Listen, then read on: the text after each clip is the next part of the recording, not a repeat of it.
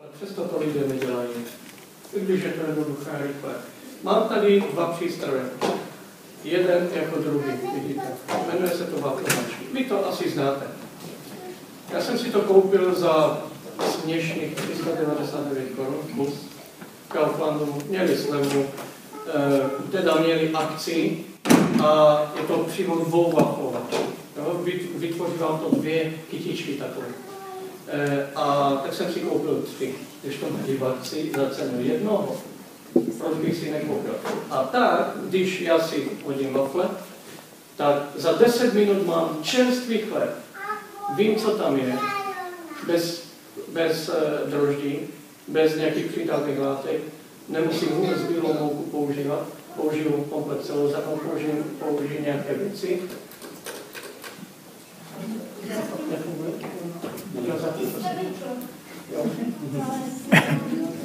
A dokonce si tam můžu dát nějaké prvky, které obohacují ten chléb. Budou to wafle, ale nejsou to wafle klasické, které vidíte někde se šleháčkou a s marmeládou, ale jsou to wafle, které jsou plně hodnotné a můžete je klidně použít jako základ vašich snídaní, jo, místo chleba. Co tam je, to nevíte, ale dobře to.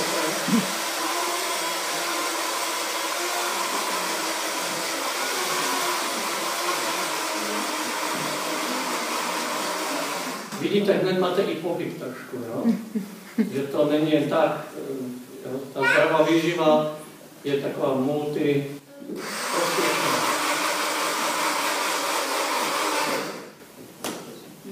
ale měné semínko pomleté, čisto vajíčka, nemusíme ho dávat, ono to drží stejně. Ale proč bychom ho nedali, když můžeme? No, měné semínko má nejvíc vlákniny ze všech produktů, až 27% svého obsahu, což je prostě k nezaplacení. Dal jsem tam, to jsem tam dal, na ten nápis Albert se nedívejte, a to není reklama, jo? A jinak je to mouka pšeničná v biokvalitě. To je ta nejlepší pšeničná, jaká může být. Ovesné bočky, přidáme kolik nás, já bych věděl, ale já tam dám ještě to. Přidám tam trochu soli. Jo.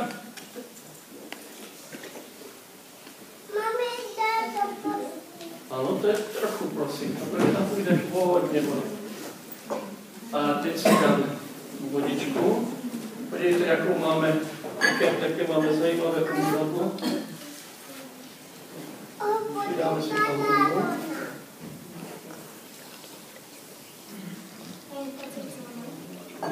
Pochopitelně, že je pitná. Teď si to zamíchám. A po zamíchání nechám stát nějakých 5 minut a potom asi zapnu waflovače a budu to péct. Takhle vy uvidíte, bude celkem chutný, nemám tu žádná ochucovadla. Takto samo o sobě by to klidně stačilo. Jinak můžete tam dát, co chcete, můžete to dělat na sladko, na slano, jak se vám to líbí, na co máte chuť. Můžete přidat klidně i hrachovou mouku, jáhlovou mouku, nebo můžete nastavovat tam tofu, nebo něco, klidně rozinky, ono se to trošku spěchá, jakoby do tma, je to tmavší, nebo místo vody můžete dát rozmyslované banány, prušky, můžete to mít ještě hodnotnější, nebo ještě jiné. Na to, co budeme klást, to si ukážeme za chvilku. Pak tu máme další jídla, ale to až ke konci přednášky. Dobré? Takže tím jsem chtěl začít. Přeji vám příjemný poslech přednášky pana profesora a já mu předávám slovo. I have to review what we've talked about in the past few minutes. Takže musím trošku zopakovat, o čem jsme hovořili během uplynulých 2 večerů. We're talking about how to live longer. Hovořili jsme o tom, jak můžeme žít déle.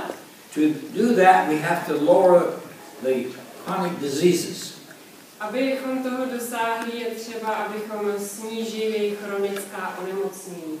In the first evening, I talked about the 7 risk factors to avoid heart disease. První večer jsem hovořil o 7 rizikových faktorech, které nám pomáhají předcházet srdečním onemocněním. Heart disease is the major killer. Srdeční nemoci jsou tím hlavním doslova zabijákem. If we avoid 7 risk factors, we can reduce our heart attack and stroke risk by 80%. Pokud se nám podaří snížit nebo vyhnout se těm 7 rizikovým faktorům, tak můžeme snížit srdeční onemocnění, infarkt a mozkovou mrtvici až o 80%. Now you should know what those 7 risk factors are. Měli byste vědět, které ty rizikové faktory to jsou. Tobacco. Tabák, kouření. Alcohol. Alkohol. Inactivity. Nedostatek pohybu. Overweight. Nadváha. Not enough fruits and vegetables. Nedostatek ovoce a zeleniny. That's another way of saying you shouldn't eat so much sugar and meat. Je to jiný způsob, jak říct, že byste neměli jíst tolik masa a cukru. Now they've added 2 risk factors to that. Ještě k tomu přidám 2 další rizikové faktory. High blood pressure and high blood pressure. Vysoký krevní tlak a vysoký krevní cholesterol. But if you do those first 5, you're not apt to have high blood pressure or high cholesterol. Ale pokud budete dodržovat těch 5 prvních faktorů, tak si nemusíte dělat starosti ani ohledně vysokého krevního tlaku, ani ohledně cholesterolu. And then the next evening I discussed cancer, how lower cancer risk. Minulý večer jsem hovořil o rakovině a o tom, jak snižovat riziko rakoviny. Those same risk factors. Má to v podstatě stejné rizikové faktory. Tobacco, Kouření, alcohol, inactivity, opět nedostatek pohybu, overweight, opět nadváha, not a good enough diet, not enough fruits and vegetables. nedostatečná výživa s nedostatkem ovoce a zeleniny. Because the fruits and vegetables have the phytochemicals that counteract. Je to z důvodu, že vlastně ovoce a zelenina mají spoustu takzvaných fytochemikálií, které nám můžou pomáhat v prevenci rakoviny. Now we're going to talk about osteoporosis. Dnes budeme hovořit o osteoporóze.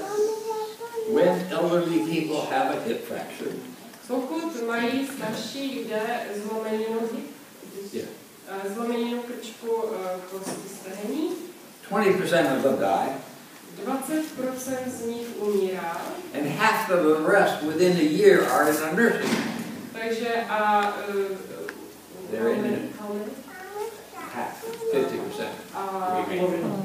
Polovina vlastně zůstává během dalšího roku v péči nějakého domu s pečovatelskou službou nebo v domově pro seniory.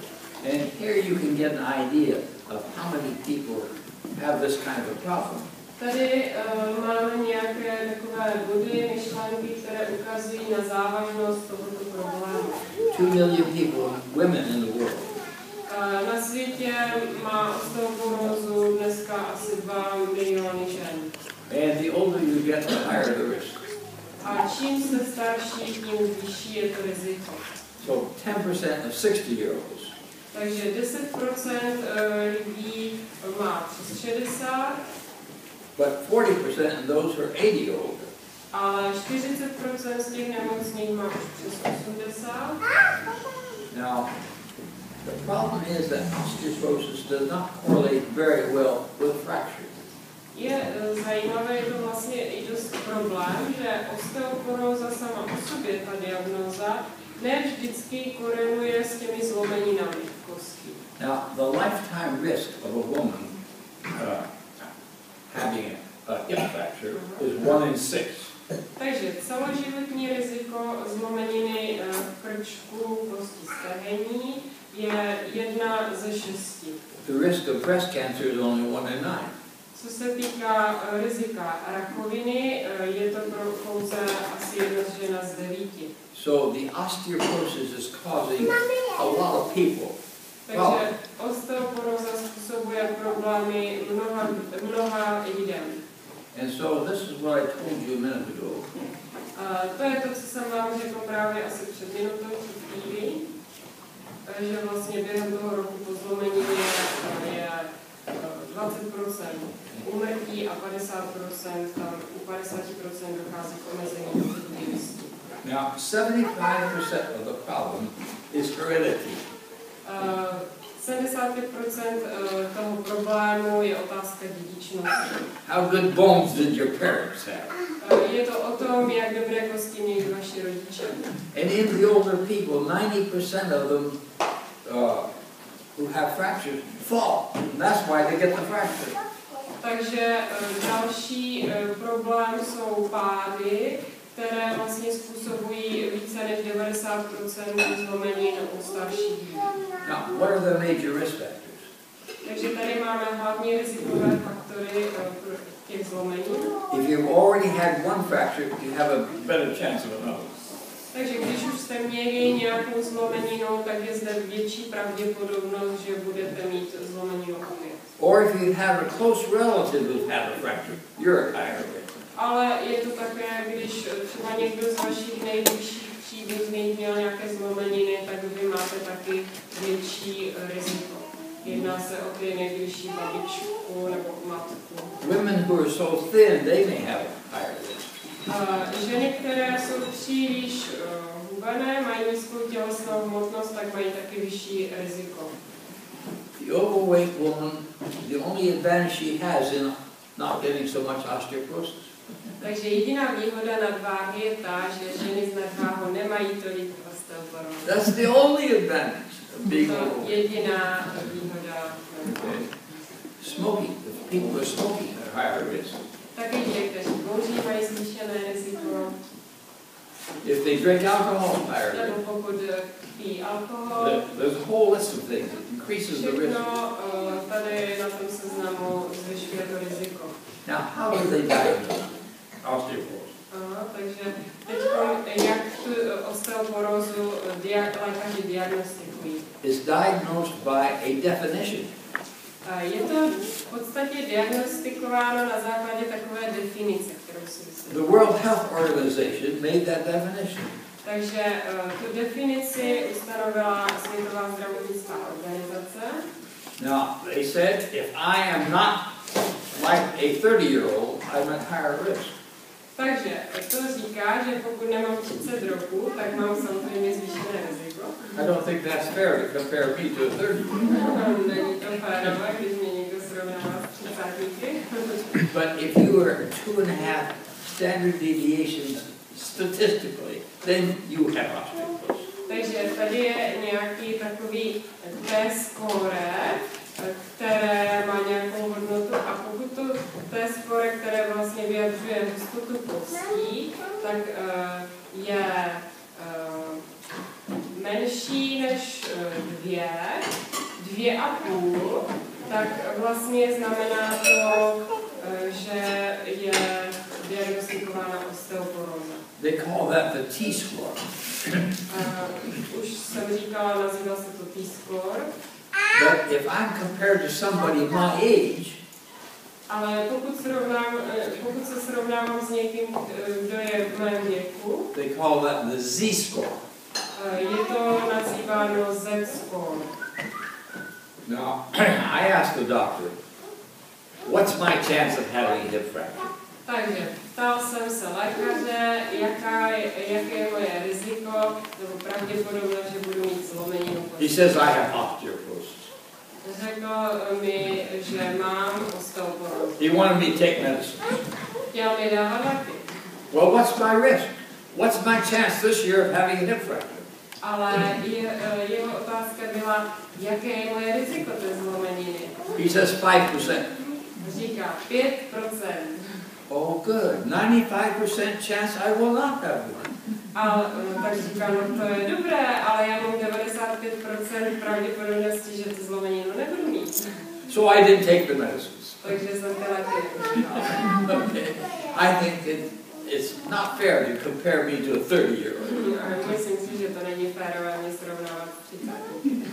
Now, who should be tested? Takže kdo by měl být jakoby prohlédnut, vyšetřen? All women over 65 years. Všechny ženy, které mají více než 65 let. All those who had a fracture before. Všechny, které měly předtím nějakou zlomeninu kostí. Now, what are the factors that make up the strength of the bone? What are the factors that make the bone stronger? Takže jaké jsou naopak faktory, které napomáhají, aby naše kosti byly silnější, pevnější? The bigger the bone, better. Takže je to záležitost množství kosti. More calcium in the bone. Když je tam více vápníku. But that's only one factor. Ale je to pouze jeden z faktorů. How the bone is put together, Yes. Architect. Takže to, co je důležité, je také kvalita kosti, jak taková ta mikroskopická, tak i co se týká uspořádání té kosti uvnitř. Now, you know, every 7 years we have a new skin. Víte, že každých 7 let se nám obměňuje kůže, máme ji novou. That's happening with the bones. To se také děje s našimi kostmi. Every day it changes. Každý den se mění ta struktura. And that's a good marker as to how good the bones are if it's changing properly. Je to taky dobrý signál, jestli se ta kost vlastně stále obměňuje. Now, if you have osteoporosis, what's your chance of having a broken bone? Takže, jestliže máte osteoporózu, to také zvyšuje riziko té zlomeniny. It may increase the risk a little bit. Může to trošičku zvýšit riziko, není to úplně vždy pravidlem. But here they checked people in the nursing home, women who had a fracture.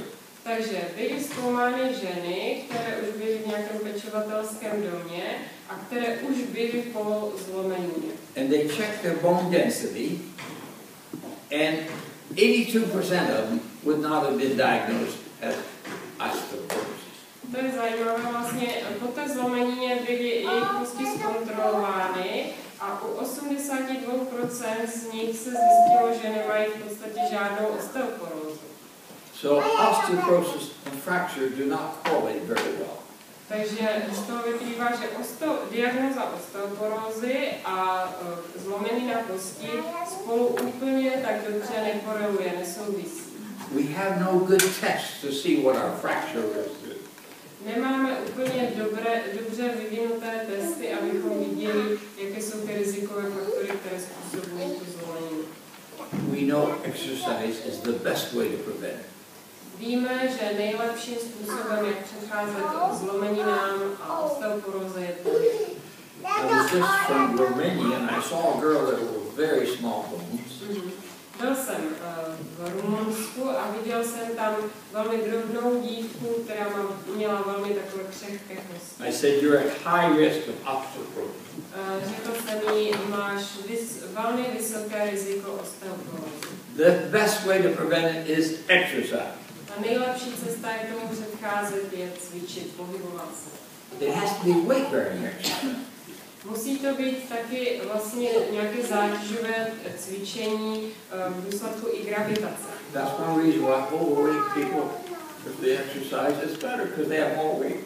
Takže to je taky důvod, proč pro lidi s nadváhou je to jakoby mají lepší výsledky v tomto směru, protože mají vyšší zátěž. But swimming doesn't do much good.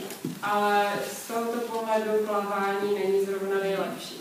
Now tennis players, if they're right-handed, their right bones on the right side get strong. Takže třeba, co se týká tenistů, pokud hrají pravou rukou, tak ta pravá ruka bude mít opravdu silnější kosti. Now it's interesting that they've taken infants at 6 months of age. Je zajímavé, byla dělána studie u dětí ve věku 6 měsíců. And they exercise. A oni s nimi cvičili. Every day for the next 18 months.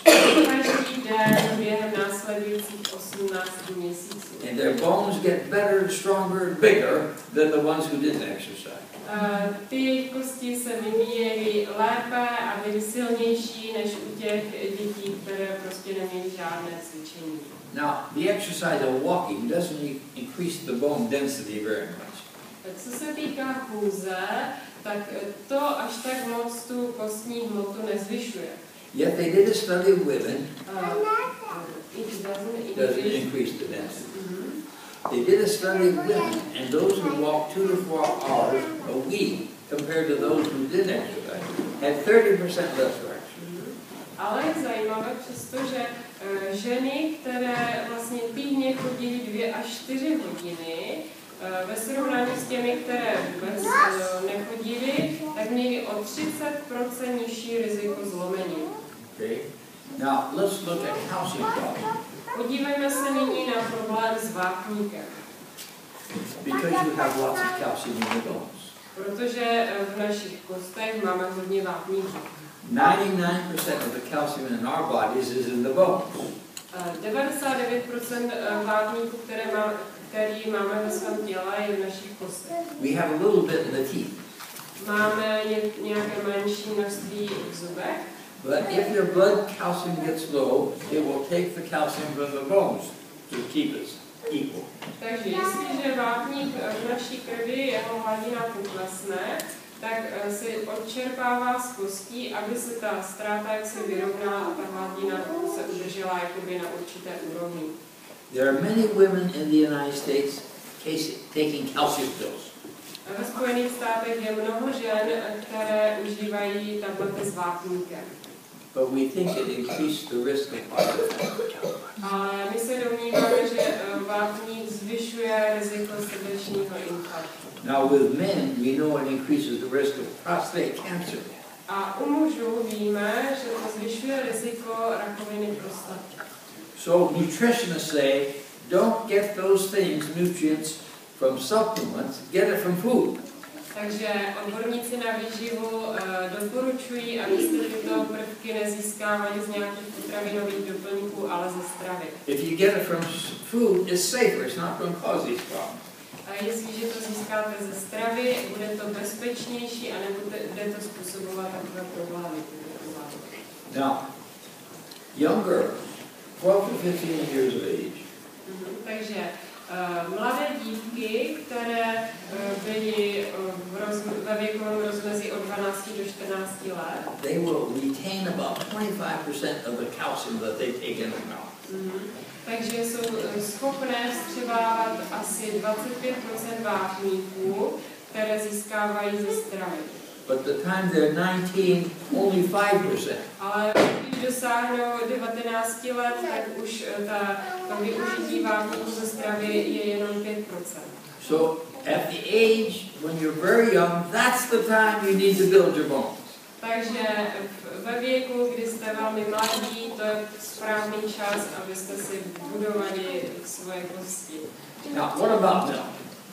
A nyní, co se týká mléka, there are twice as many studies that say that milk helps as says it doesn't help. Takže je zde dvakrát více studií, které říkají, že mléko pomáhá, než studií, které tvrdí opak. Now, the main reason in the United States that some people say you need to drink 3 cups of milk a day. Ten hlavní důvod je, že ve Spojených státech jsou lidé, kteří doporučují, že potřebujete pít 3 sklenice mléka denně. Is because of fracture of the bone, kvůli zlomení nám kostí, colon cancer, kvůli rakovině tlustého střeva and high blood pressure. a kvůli vysokému krevnímu tlaku. Now, in the EPIC Oxford study out of London, takže v EPIC Oxford studii v Londýně, they show that if you get 525 milligrams of calcium a day, then you have no excess risk of a fracture. Takže oni říkají, že pokud máte denní příjem vápníků 525 mg, tak nemáte zvýšení rizika zlomením kostí. Now in Poland, we did a lot of studies. Také se dělalo hodně výzkumů v Polsku. We found out if people didn't have any dairy products, takže zjistili jsme, že pokud lidé nepoužívají ve stravě žádné mléčné výrobky, they got 250 milligrams of calcium. Získají z této stravy okolo 250 mg vápníku. Now, if they had 1 cup of milk or a milk substitute that's fortified with calcium. Takže pokud vypijí jednu sklenici mléka nebo konzumují potravinu, která je vápníkem doplněná, substituována a je tam zhruba 250 mg. That would bring their intake up to 550 mg. Takže tohle jim vlastně pomůže se dostat na ten příjem, který činí 525 mg. Where they have no higher risk for fracture. A potom už nebudou mít žádné zvýšené riziko zlomení. Now, what about colon cancer? A teď otázka, která se týká rakoviny tlustého střeva. That's a disease of industrialized nations. Je to onemocnění, které se týká průmyslových zemí a lidí, kteří tam žijí. In Africa, they never have colon cancer. V Africe nikdy neměli rakovinu tlustého střeva. And they don't drink milk. A přitom nepijí mléko. So I think this calcium business and needing milk because of colon cancer is not right. I don't think we need milk to prevent colon cancer. I said we don't need calcium to prevent colon cancer.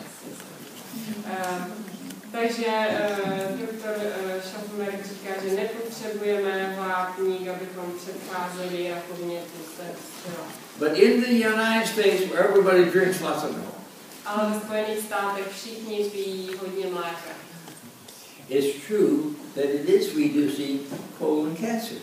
Je to pravda, že to snižuje rakovinu tlustého střeva. Now in Poland, Ale co se týká toho Polska, they drink the least milk of any of the EU countries. vlastně tam se pije toho mléka nejméně ve srovnání s ostatními zeměmi Evropské unie. And they have the lowest hip fracture rates. A přitom mají nejnižší poměr výskytu zlomenin krčku kosti stehní. And the colon cancer rate is a lot less than in the United States where they drink lots of milk. A co se týká výskytu rakoviny tlustého střeva, tak mají mnohem menší riziko než ti ve Spojených státech, kteří pijí toho mléka. Now, calcium is also supposed to lower the blood pressure. Taky se o vápníku předpokládá nebo tvrdí, že dokáže snižovat vysoký krevní tlak. So when they put a person on a low salt diet to lower the blood pressure, they put them on low salt diet. Takže low salt diet lowers blood pressure. Yes. Takže když někomu doporučí výživu s nízkým příjmem sodíku, aby se snížil vysoký krevní tlak. When they added milk to the diet, it lowered it further. Když k tomu ještě přidají mléko, tak to ještě více sníží ten krevní tlak. But when they added soy milk enriched with calcium, it did it even better. Takže když místo kravského mléka použijí sojové mléko, které je obohacené vápníkem, tak to funguje stejně možné. Dokonce to funguje ještě lépe. In the United States it is, but over here in the United States. Takže jestliže sojové mléko obohacené vápníkem, tak to funguje ještě lépe. So I don't think this idea that you need 3 cups of milk a day is right. Takže nemyslím si, že by ten nápad, že 3 sklenice mléka denně jsou prospěšné, byl dobrý. But if you want to get more calcium, I'll tell you how to get it. Ale kdybyste chtěli vědět, jak získat více vápníků, tak vám teď řeknu, jak tomu můžete dosáhnout. If you cut your salt intake in half, you will excrete less calcium, you will absorb more calcium. Takže pokud snížíte obsah sody na polovinu, tak zvýšíte jednak vstřebávání vápníků. Nejprve teda vylučování vápníků se sníží v moči, ale zároveň se zvýší i absorpce vápníků ze střeva. It will just be like the doctor giving you a 900 mg capsule of calcium every day. Takže ten výsledek by byl stejný, jako kdyby vám lékař předepsal 900 mg vápníků v tabletách denně. Now that's very much more than that 525. Což je mnohonásobně více než těch 525 mg. So I think the main thing we should recommend is to lower the salt intake. Takže myslím si, že jedna z hlavních věcí, kterou bychom měli doporučovat, je snižovat obsah soli. We have one problem with that. Ale máme s tím jeden problém. 80% of our salt comes in the packaged food where the food industry's already put it in there. Takže až 80% našeho denního příjmu soli pochází vlastně ze zpracovaných potravin, z rafinovaných produktů, které jsou hotové, kdy to tam ty firmy už dovnitř do těch potravin dají. You can make laws that they shouldn't put so much in. Takže create some laws that they cannot do. Takže oni by sice mohli vytvořit nějaké zákony, že se nedovoluje té soli tam přidávat tolik. And then nobody will like the food. Ale nikdo by to jídlo neměl rád. And they can't sell a product, so they go out of business. Takže oni to nemohli prodávat své výrobky a přišli o svůj biznis. So that's the problem with the salt. Takže to je problém s tou solí. But if we lower our salt, much better situation with the calcium. A pokud se nám podaří snížit příjem soli, tak je potom s tím vápníkem lepší situace pro nás. Now, osteoporosis is related to heart risk. Heart disease. Je zajímavé, že osteoporóza má vlastně určitý vztah k srdečnímu onemocnění. Some of the medicines which lower osteoporosis risk lower heart attack risk. Některé léky, které snižují riziko osteoporózy, naopak zvyšují riziko infarktu. We don't understand that yet. Zatím tomu ještě nerozumíme. But people who have heart disease more apt to have osteoporosis. Ale lidé, kteří mají srdeční onemocnění, mají také více osteoporózy. Now, vitamin D is what you need to think about in Czech report. Takže nyní, co se týká vitamínu D, myslím, že byste o tom v České republice měli hodně přemýšlet. Sometimes over here you have to hunt to find the sun. Někdy musíte opravdu vynaložit velké úsilí, abyste našli sluníčko. We're not getting the sunshine. Nemáme tady dostatek slunečního svitu. Now in Poland, V Polsku the government recommends everybody take a vitamin D capsule every day. 2,000 international humans. Takže v Polsku vláda doporučila každému užívat pilulky s obsahem vitamínu D s obsahem 2000 jednotek toho vitamínu. Now, if it just had to be filled with bones, I wouldn't worry so much about it. Kdyby to s našimi kostmi nemělo žádné spojení, tak bych si o to nedělal vůbec nějaké starosti. But it has to do with a lot of other things. Ale vlastně, nebo takhle.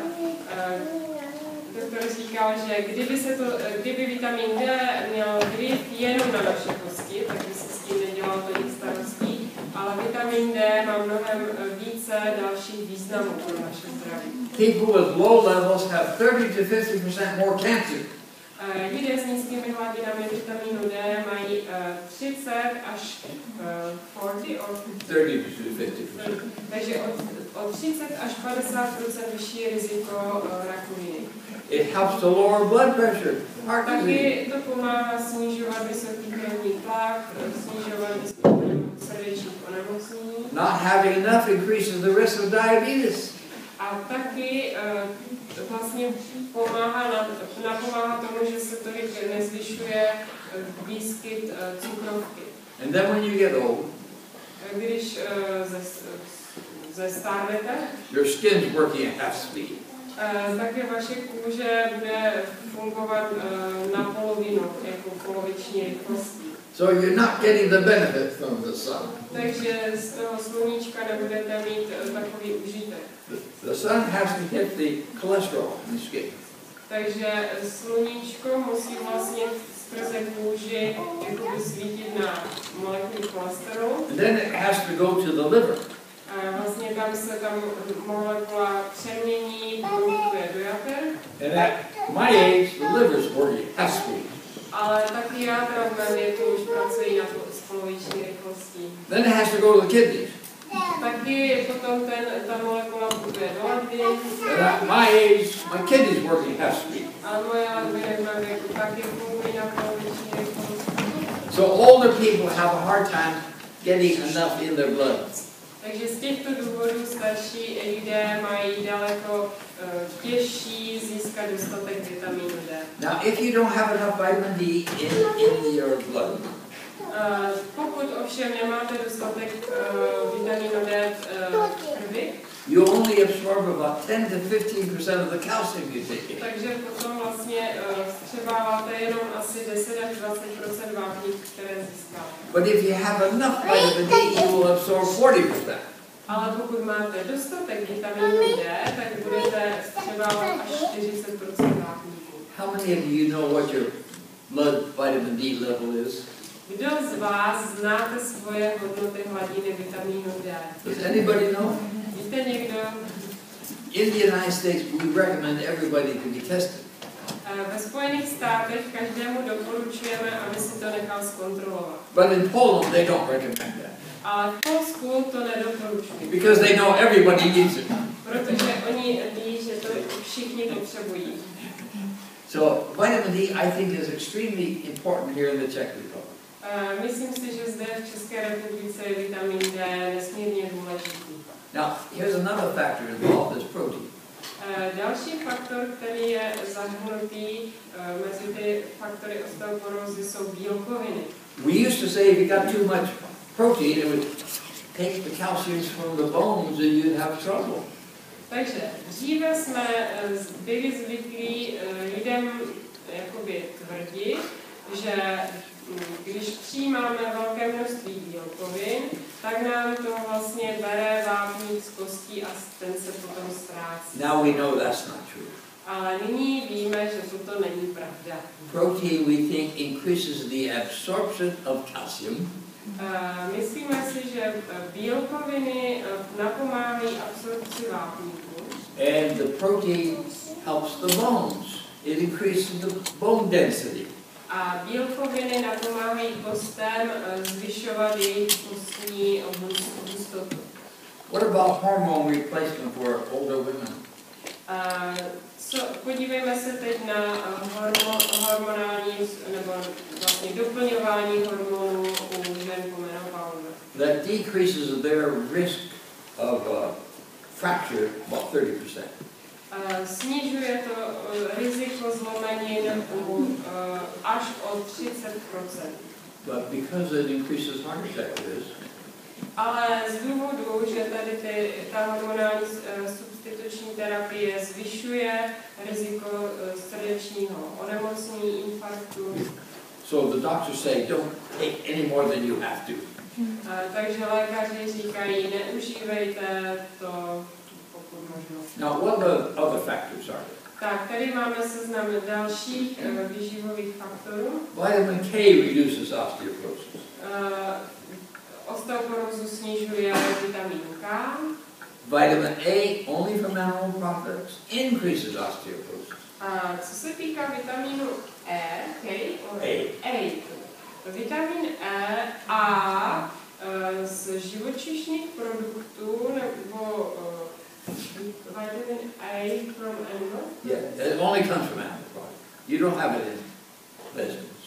Takže pokud někdo konzumuje jenom živočišné produkty a nedostatek rostlinných produktů, tak to zvyšuje riziko zlomeniny krčku o 40-40%.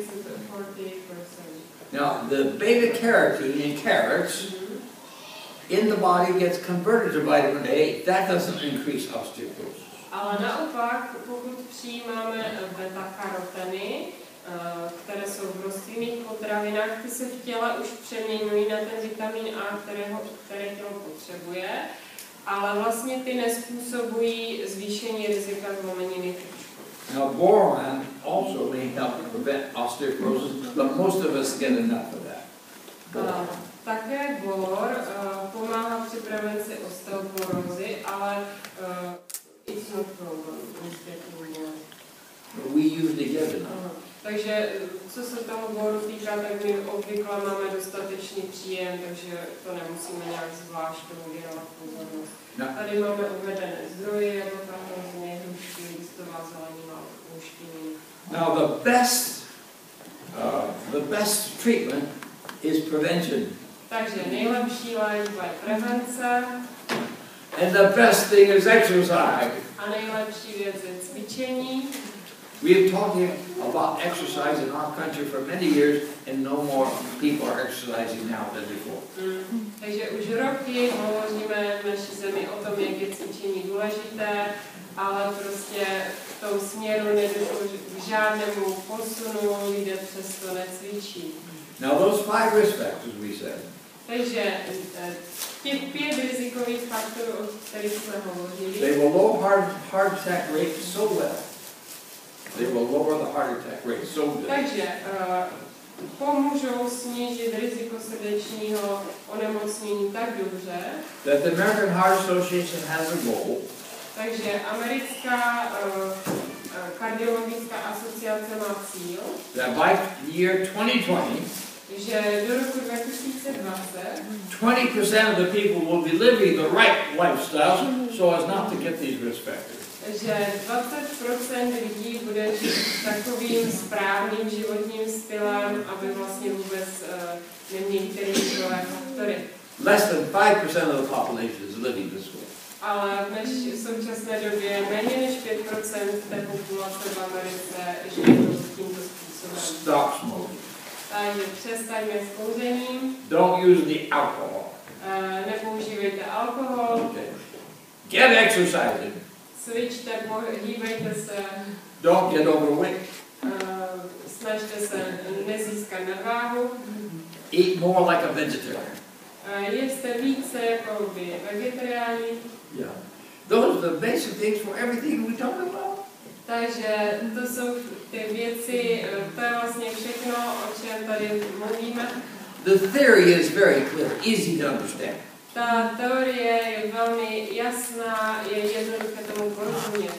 But to get people to do it, very difficult. Ale přimět lidi, aby to dělali, to je velmi. We know it works. Víme, že to funguje.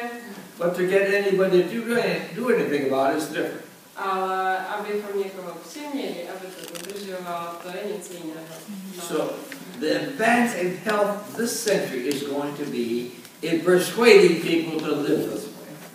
Takže The advance, this whole century, the problem is going to be how to get people to do these things. Takže vlastně celou dobu století máme před sebou přemýšlet, jak vlastně lidi přimět k tomu, aby dělali tyto věci. Now, we'll finish up here and then we'll ask for any questions you have. Well, we'll do this first. Možná něco udělám vás a zase přehodím. Yeah, then get ready with your questions. Takže nyní si připravte otázky, mezi tím vám pan Uny ukáže nějaký recept další a potom vám pan doktor Scharffenberg bude odpovídat. A když tak až Tak já mám problém ten, že všechny ty přístroje učím. A kdybych to dělal, tak já bych ho rušil. Se chtěl zeptat na ty chronické onemocnění, jak jim předcházet. He wanted to ask about chronic diseases, how to prevent them. Chronic disease, no tobacco,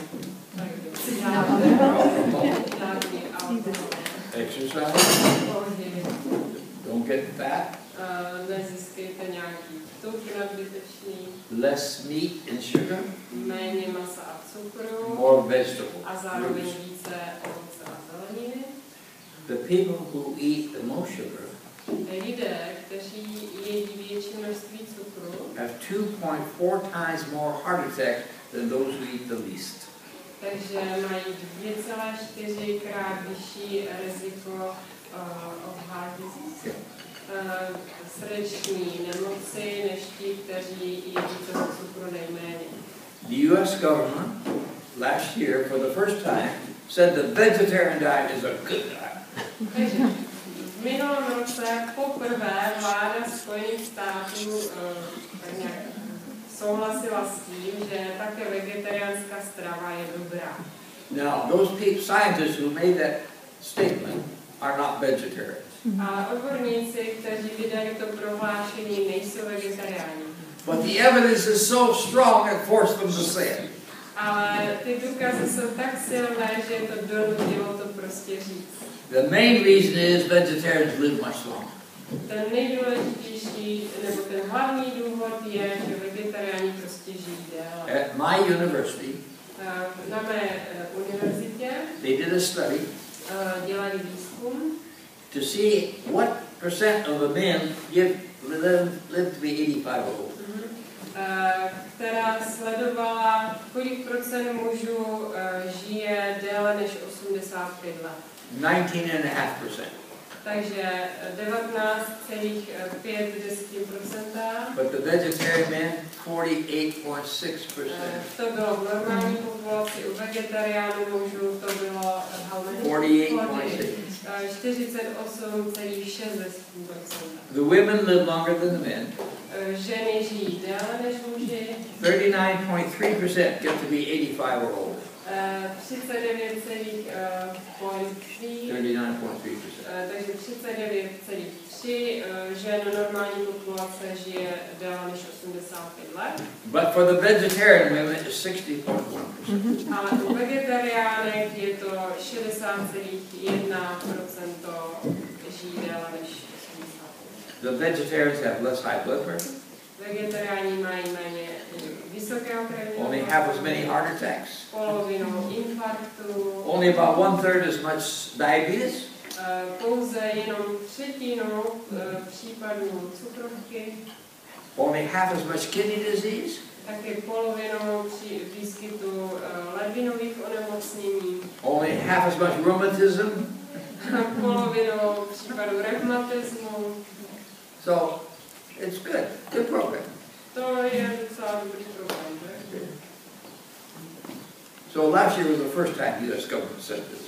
Takže v loni to bylo poprvé, kdy to vláda Spojených států říkala.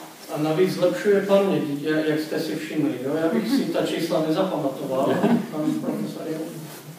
Now, anybody else? Nějaké další otázky? Ne. Zeptám se na cvičení. Jaký druh cvičení jako preferuje, doporučuje? She would like to ask you about exercise. What kind of exercise do you do? I have a couple recommendations. Mám několik doporučení. Useful exercise. Měl by to být užitečný pohyb. That's not marathon. That's not a marathon.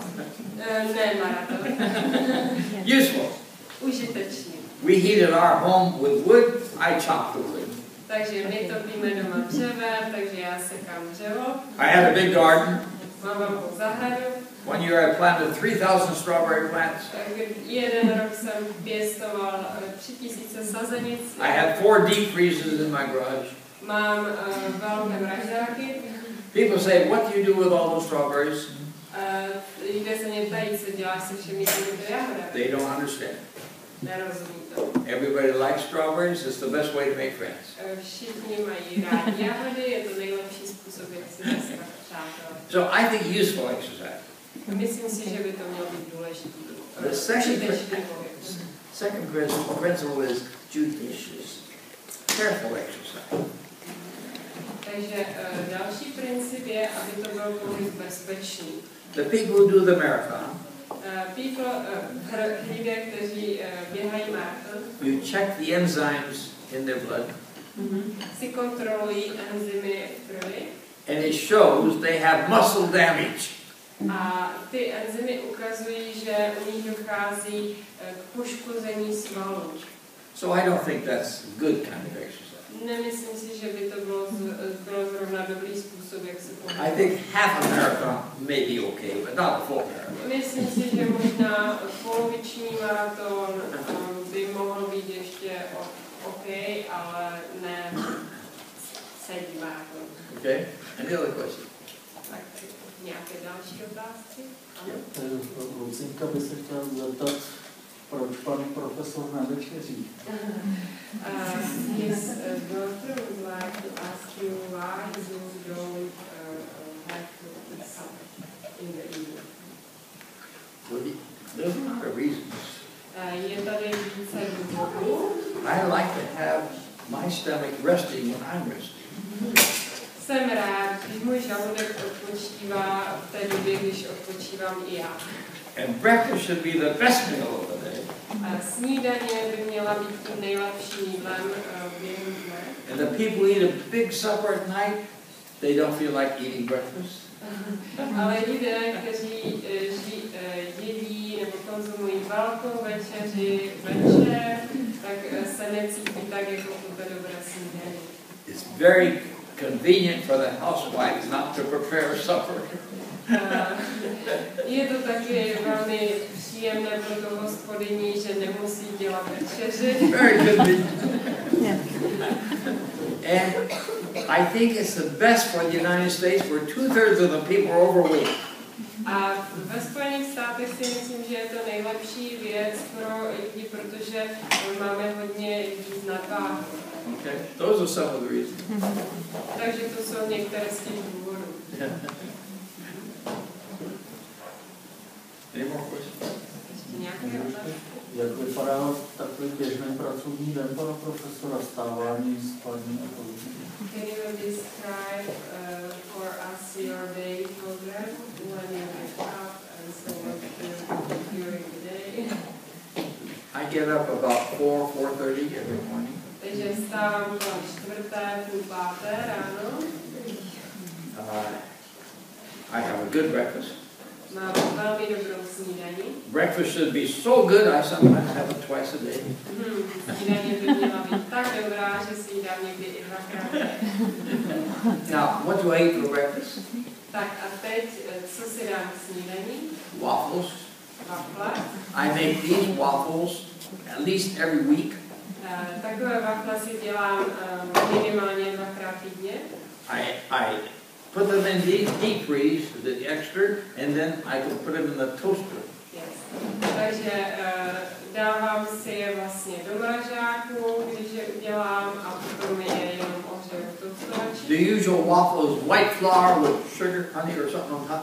Obvyklé toasty obsahují bílou mouku a nějaký cukr ještě na tom. Netoasty wafle. So my wife designed the oatmeal waffle recipe many years ago. Takže před mnoha lety moje manželka vymyslela takový dobrý recept na dobré wafle. Now it's gone around the world, everybody knows about it. A už to cestuje po celém světě, všichni to znají. Another good breakfast I had is rice and tofu. Jiná dobrá snídaně, kterou si dávám, je rýže a tofu. When I go to the store to buy tofu, I buy at least a kilo at a time. Když si jdu kupovat něco do obchodu a beru si tofu, tak minimálně koupím kilo naraz. Over here, people usually eat a little bit. Takže tady v České republice většinou lidé jedí daleko méně tofu. I eat a lot of it. Já toho jím opravdu. So that's one of my good breakfasts. Takže to je moje dobrá snídaně. I like granola. Mám taky rád granolu. I don't buy at the store, it's 20% sugar. Nekupuju to v obchodě, tam je 20% cukru. I make my own without sugar. Takže si dělám svůj vlastní, bez cukru. I like cooked grains, oats and all kinds of grains, rice, buckwheat, barley, all these grains. Takže mám rád různé druhy obilovin, ať už je to ječmen, oves, pšenice a další. Now that waffle, Tyto wafle I put almond or peanut butter on top. Vlastně natřu to mandlovým nebo arašidovým máslem. Blueberries from my garden or Pak strawberries. si na to dám borůvky nebo jahody ze své Then zahrádky. another waffle. Potom další wafly a takhle. But I have a good breakfast. Takže mám dobrou snídaní. Now I'm trying to avoid juices much. Takže snažím se vyhýbat šťávám. They've shown that juices increase diabetes risk a little bit. Ukazuje se, že šťávy maličko zvyšují riziko cukrovky. But the whole fruit does not. It decreases it. Ale celé ovoce, celé kusy ovoce tohle způsobují spíš naopak snižují riziko. Okay. Now, at my age, I don't do as much gardening as I used to. Takže ve svém věku už opravdu nedělám tolik nezahradničím, jako jsem dříve se But I need to get in at least an hour of exercise every day. Ale samozřejmě potřebuji trošku pohybu každý den. Okay. But I go to bed fairly early in the evening. Do postele jdu večer Fairly early. Jo, takže jde spát velmi brzy. 9 o'clock at least. Okolo 9. hodiny nejpozději. Yeah. Sometimes earlier. Někdy dříve. A někdy později, hlavně když mám přednášku. Sometimes also Yeah. later when you have Yes. Now, I think I have a hard time with my lunch. mám docela takový My wife died. mám takové horší období, co se týká mých obědů. My wife died 4 years ago. Moje manželka před 4 lety zemřela. People say, "What do you eat?" A lidé se mě ptají, co jíš. I'm lucky to get anything to eat. Jsem šťastný, když dostanu jídlo. But I'm a wife, you're lucky to get anything. So I eat out quite a bit now for lunch. I eat at the restaurant quite a bit. Takže občas jím také v restauraci. I grew up in China, I like Chinese. Vyrůstal jsem v Číně, takže mám rád čínská jídla. We have Chinese restaurants that will give you ground rice, not white rice. Máme čínské restaurace, kde vám podávají hnědou rýži místo té bílé. And then I go to a restaurant called Sweet Tomato. A taky chodím do restaurace, která se nazývá Sladké rajče. You pay the same amount for no matter how much you eat. Takže zaplatíte určitý obnos peněz. They have all kinds of greens. You have spinach. Takže zaplatíte nějaké peníze a za to si můžete nabrat, kolik sníte. Dark lettuce, light lettuce, all kinds. Takže mají spoustu, velký výběr různých druhů zeleniny, hrášek, salát. Then things on top. They put all kinds of things on top. Takže všechny tyto věci dávají nahoru. Peppers, green pepper. Aha, takže mají tam i různé druhy koření, pepř, peas, squash, cucumbers. aha, takže mimo okurky. Cucumbers usually you like. Yes. Tomatoes, olives, sunflower seeds. Slunečnicová semínka. And then when you go to sit down at your table, Takže když si potom sednete ke stolu, you quickly get up and go to the soups. taky se potom vstanete a rychle jdete pro polévku. 6 kinds of soups there's usually. Tam mají aspoň 6 druhů polévky. And then you go to the potato ball. Pak se zajdete pro brambory. Hot potatoes in aluminum foil. Jsou tam brambory v aluminiovém obalu. And then you go to the bread section. Potom se zajdete do oddělení pečiva. Blueberry muffins. Třeba borůvkové muffiny. Cornbread. Kukuřičný chléb. All kinds of things. Různé druhy těchto produktů. They have some desserts. Mají také nějaké zákusky. Sometimes they have fruit. Někdy tam mají ovoce. But you can get tapioca. Můžete tam získat tapioku. You know what tapioca is? Můžeš vysvětlit, Romane, co je tapioka? Můžeš jednoduše otázku? People can have ice cream if they want to. Víte, co je to tapioka? We would like to know what is tapioka. Who has a dictionary here? Here. Tapioka to je jako název stejný, ale... Jo, we understand the word, but we can't imagine. Right. T-A. I know. We are working the same word. Okay. Now we have chocolate pretty? Máme čokoládu. No, ne jako baklávky, ale nějaké takové něco takového, nějaké They always have a chocolate pudding without sugar. Takže mají tam například mezi těmi dezerty čokoládový puding bez cukru. Unusual. Nezvyklá. So I can find some good food in the restaurant. Takže můžu takovým způsobem najít celkem dobrou stravu i v restauraci.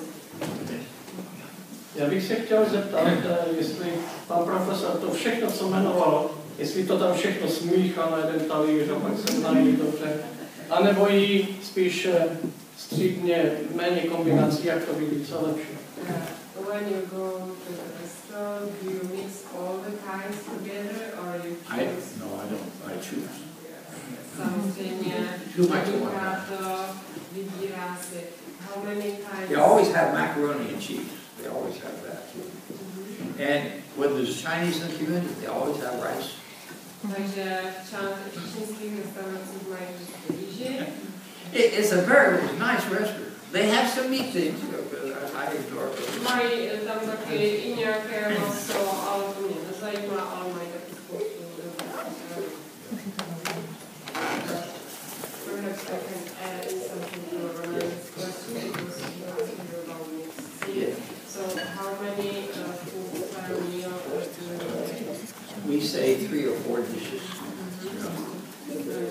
Dishes, which means in the dish might be several things in the dish. Yes. Takže jestli se ještě doplnila tu otázku, co se týká toho, co sní k tomu obědu, jak to vlastně kombinuje, takže má 3 až 4 jakoby chody, what, food, dishes, Now I was at a restaurant the other day. They served 12 different things on that plate. 12 different things. Takže najednou tady třeba ona servírují I ate 4 or 5 and left the rest. ale já jsem snědl jenom tak 4 nebo 5 věcí a to ostatní jsem When you have a large variety, you tend to overeat. Pokud máte příliš velký výběr nebo rozmanitost těch věcí, které sníte, tak máte tendenci k přejídání. In the United States, I have probably done more weight control programs for overweight people than anybody else. Takže domnívám se, že ve Spojených státech jsem vypracoval více programů pro snižování nadváhy než jiní lidé. And we tell them no more than 3 things at one time. A doporučovali jsme lidem, aby nejedli více než asi tak 3 různé věci v jednom jídle. Any other questions? Máte ještě nějaké otázky? Já jsem taky ještě, jestli to můžu zeptat, slyšela, že není dobré mixovat právě, když jíme to jídlo, nemixovat dohromady ovoce a zeleninu, že jsou potřeba jakoby trávit zvlášť.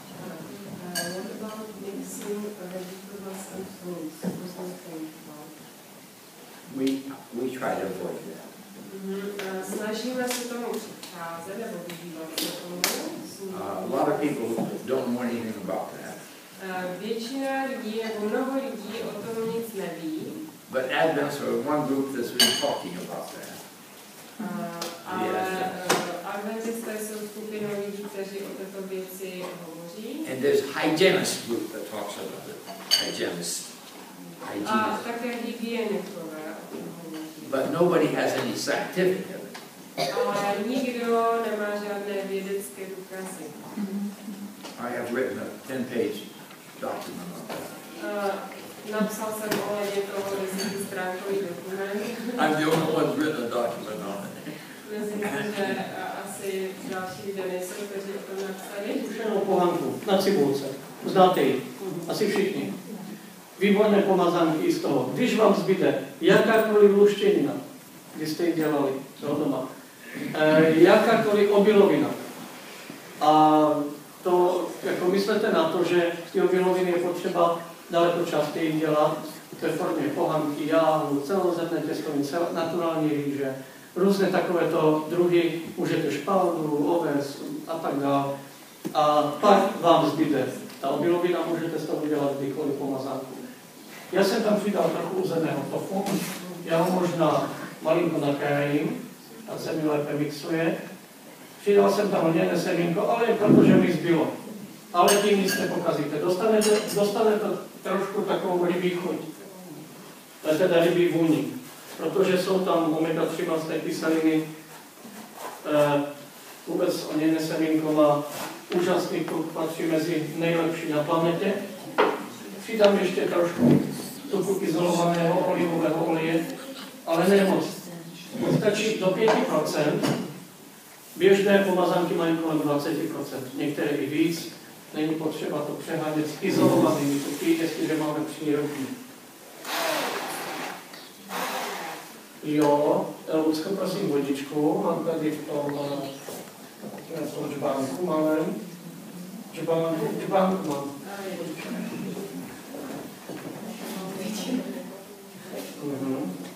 Mám celý tým, děkuji, moc stačí.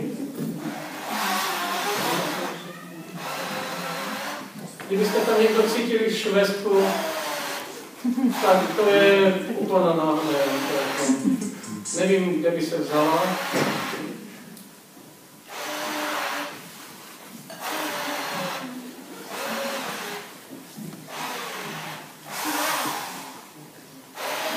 Ještě trošku vodičky, prosím.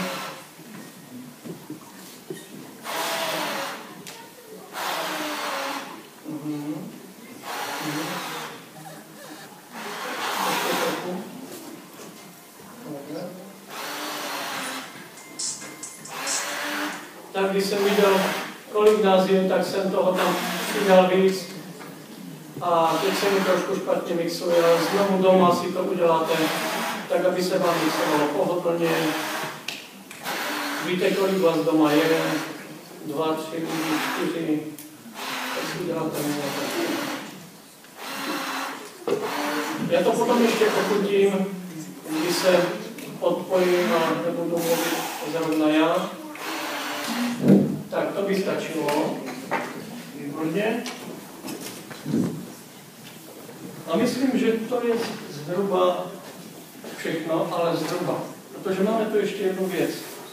A to něco takového. Víte, co to je? Někdo ví. Někdo si myslí, že to je paštika, ale dalo by se to tak nazvat. Mohli bychom to nazvat také salama. Salám, jak je to český? Salám nebo salama? Salama. U nás je to holka, na Slovensku teda. Salama. Takže vezmeme to, vyklopíme, poskočíme. Víte něco takového to? Já vám řeknu, z čeho je. No zkuste typnout. Ti, co nevědí teda, jo, co jsou od nás, naši pomocníci. Co myslíte, z čeho to může být? Taková salámka krásně drží. Prosím vás, je to bez zahuštění. Je to bez škrobu, bez vajíčka, bez trvohanky, bez čehokoliv. Je to jenom ta surovina. Co to může být? Cizena. Myslíte, že tak bude držet sama o sobě? Možná je. Co myslíte? Jablko, jo? Zajímavé. Salám. Jablko. Tak, ještě nějaký typ? Dobré. Chodíváte občas do Kauflandu? Do MV? Jo? Mají tam v regálku, kde jsou obiloviny a luštiny, tak tam mají také, no teď jsem já zapomněl, z čeho tady. Hrachové vločky. Hrachové vločky. Podívejte se, firma Arax to dodává. Hrachové vločky. Výborná věc. Povaříte asi 12 až 15 minut. S čímkoliv. Jo, můžete s cibulkou, česnekem, nebo jen tak. Potom za částí oleje umixujete, přidáte trošku krve, no rostlinné krve. A konkrétně nastrouháte si červenou řepu. Vezmete to nastrouhané, vymačkáte, teče krev z toho. Jo? Ale až do hotového, až při tom mixování. A po mixování, když vylijete ještě horko do formy, tak vám to krásně stuhne, za chvilku to ochutnáte. Takže dostanete chlebík, na jedné straně bude pomazánka, na druhé ta taková saláma, zase nevím, co to je. Salám. Salám, ano. Potom tam budou wafle s tím džemem, a to je pro dnešek tak všechno.